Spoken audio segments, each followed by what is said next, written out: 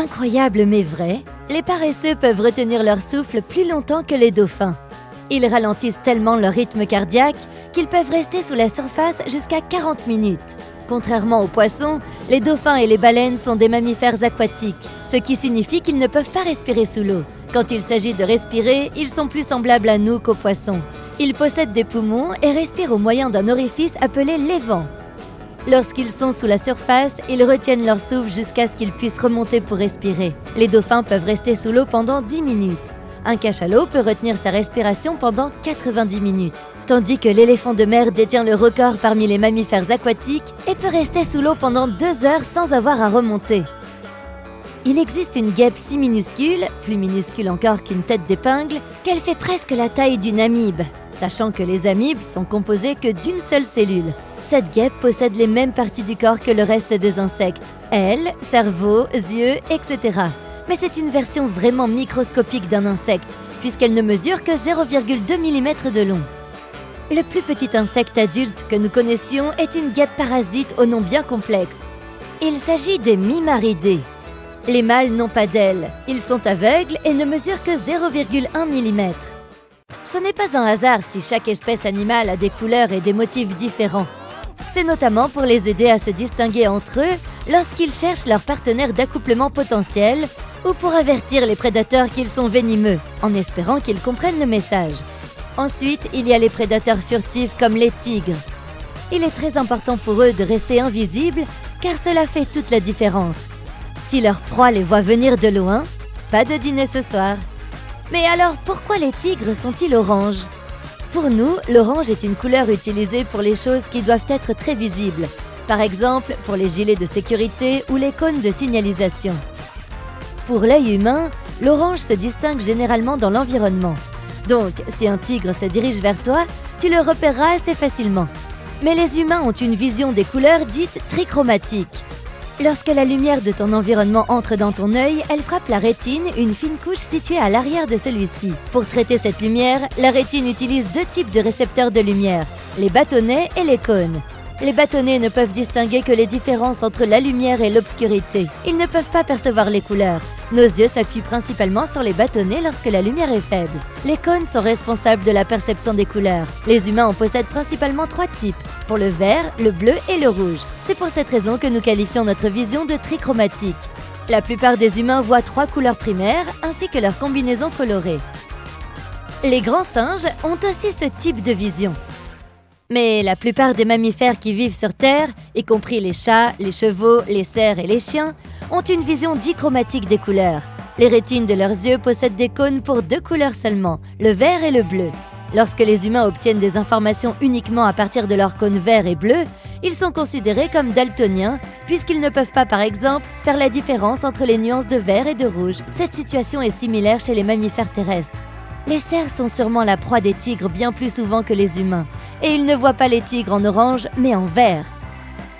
Des tigres verts seraient sans doute plus difficiles à repérer, ce qui signifierait plus de viande pour les tigres. Mais l'évolution a quand même décidé d'opter pour l'orange, car il est tout simplement plus facile de produire une telle couleur. Le seul mammifère vert est un paresseux, mais sa fourrure n'est pas naturellement verte. C'est à cause de l'algue qui y pousse. Et on te rappelle qu'ils peuvent retenir leur souffle pendant 40 minutes. L'eau autour des pôles peut devenir très froide pendant certaines périodes de l'année. Beaucoup de poissons y vivent, mais quand cela arrive, ils doivent migrer pour survivre. Mais il existe un groupe spécial de poissons, natifs de l'océan austral, près de l'Antarctique. Les températures y varient de -2 degrés à 4 degrés Celsius.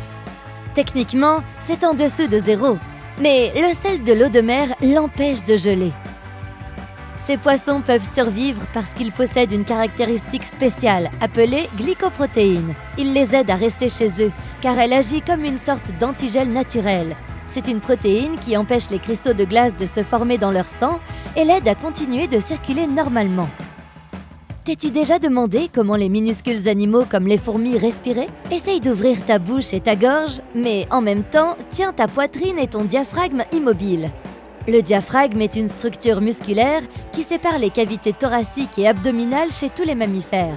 Il se dilate normalement lorsque tu respires.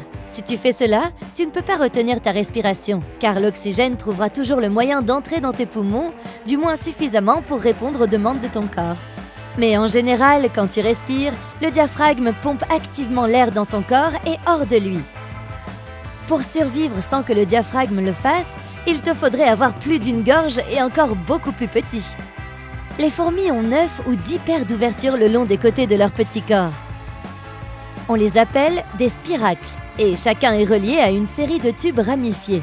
C'est un système similaire aux poumons humains. Leur sang ne transporte pas l'oxygène de ces tubes vers le reste de leur corps. Au lieu de cela, les tubes diffusent cet oxygène. Les terminaisons de ces branches touchent directement les membranes de leurs cellules. Cela ne peut fonctionner que chez les animaux vraiment petits. Lorsque le corps est plus grand que 2 cm, ces tubes sont trop longs et ne peuvent pas diffuser l'air assez rapidement. Il y a plusieurs raisons pour lesquelles les girafes ont un long cou, qui, soit dit en passant, peut atteindre une longueur de 2,50 m. À première vue, il semble que l'évolution les ait pourvues de ce cou pour atteindre les feuilles les plus tendres des arbres. C'est un accès exclusif dont les autres animaux ne peuvent que rêver, et les girafes n'ont pas à se battre pour les meilleures feuilles. Mais avec le temps, les chercheurs ont réalisé que ce n'était pas la seule raison. Ils pensent aussi que le cou pourrait être un élément important lorsque les girafes mâles se lancent dans des combats. De la même façon que les antilopes mâles utilisent leurs dents ou que les cerfs utilisent leur bois. Plus le cou est épais, plus les chances de gagner le combat sont grandes.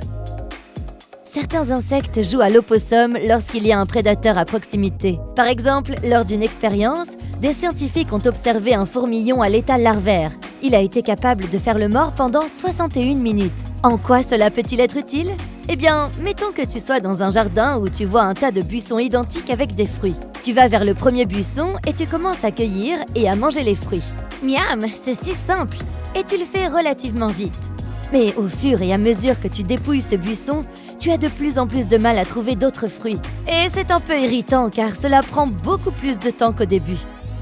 Tu dois donc maintenant décider si tu dois rester là et essayer d'en trouver plus ou simplement passer à un autre buisson pour que tout soit à nouveau facile et rapide. En supposant que tu sois le prédateur et que les prédateurs soient gourmands, tu chercheras simplement à manger le plus de fruits possible en un minimum de temps. Cela signifie que tu vas passer à un autre buisson et cueillir les fruits qui s'y trouvent, puis passer au suivant et ainsi de suite. Les chercheurs expliquent la même logique lorsqu'il s'agit d'oiseaux et de larves de fourmillons.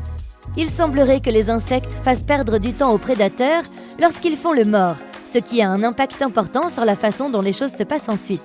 De cette façon, ils encouragent le prédateur à chercher de la nourriture ailleurs, car le prédateur n'a pas autant de temps à perdre. Donc, faire semblant d'être mort est en fait un bon moyen de rester en vie. Selon l'espèce, les jeunes oiseaux passent de 10 à 30 jours dans leurs œufs. Il n'y a pas d'air à l'intérieur, mais la nature a créé un mécanisme parfait pour qu'ils puissent respirer. Pendant qu'un oisillon se développe à l'intérieur de l'œuf, une sorte de structure creuse en forme de sac se développe à partir de l'intestin. C'est comme une petite poche qui fusionne avec une deuxième membrane qui entoure l'embryon. Ensemble, ils forment un type de membrane spéciale. Ainsi, une extrémité est attachée à l'embryon, tandis que l'autre est proche de la surface intérieure de la coquille de l'œuf. Cette membrane spéciale agit comme un tissu pulmonaire et relie le monde extérieur au système circulaire de l'oisillon. La plupart des animaux ont des yeux, mais certaines espèces en requièrent davantage. Par exemple, certains reptiles, amphibiens et poissons ont un troisième œil sur le dessus de la tête. Ce n'est pas quelque chose qui améliore beaucoup leur vue, mais cela les aide simplement à se repérer grâce à la lumière du soleil et à réguler leur température corporelle. De nombreux invertébrés ont plus de 2 yeux. La plupart des araignées en ont 8, car de cette façon, elles peuvent repérer leur proie plus facilement.